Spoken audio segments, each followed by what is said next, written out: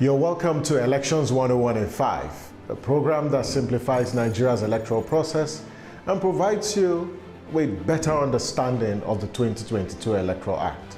On this show, we focus on how and not who to vote.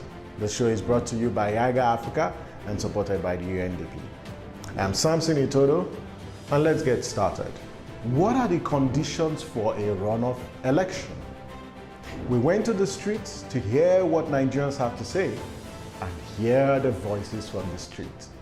Like that, time factor, and shutdown run.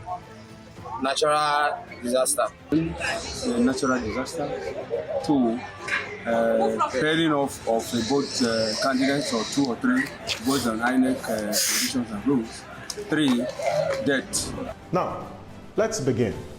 What is a runoff election?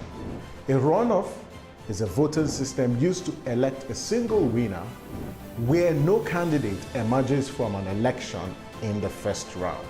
Recall in previous episode, we highlighted the two conditions a candidate must meet to be declared a winner of a presidential election based on provisions of the 1999 Constitution as amended and the 2022 Electoral Act.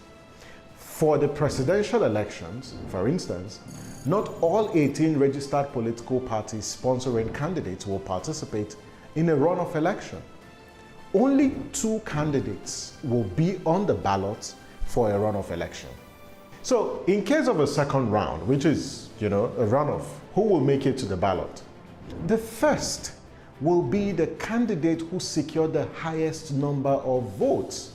That will be the first candidate on the ballot. And now the second candidate. The second candidate is the one among the remaining candidates who has a majority of votes in the highest number of states. Assuming none of these 15 candidates meets the criteria of 1, the highest number of votes and the 25% of vote cast in 24 out of 36 states, INEC will conduct a runoff within 21 days from the day of the declaration of results. The 2 candidates that will be on the ballot for runoff will be 1, candidate X, who scored the highest number of votes in the first round. That will be the first. The second candidate, INEC will now check the other 14 candidates for the one who has majority of votes in the highest number of states. Now, where there is more than one candidate with majority of votes in the highest number of states, so if there's a tie, INEC will pick the candidate with the highest number of votes as the second candidate. So, it appears that we might see a situation where somebody or a candidate who came second, in the first round may not make it to the runoff election because the criteria for the second candidate is the candidate who has majority of votes in the highest number of states.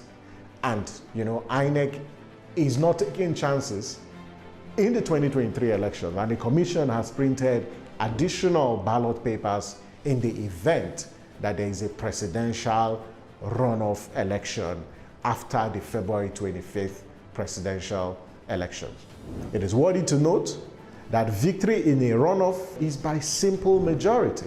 Simple majority is the criteria and the method of determining a winner in a runoff elections.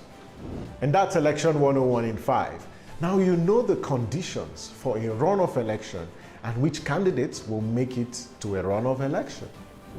We would appreciate your feedback, so you can reach us on any of the platforms displayed on your screen, because this show is about you. If you have topics you want us to address or questions, please feel free to email us and we will take it on the show. And that's our show for tonight. Get ready to vote on February 25th and March 11, 2023, because our lives depend on it. Thank you for watching.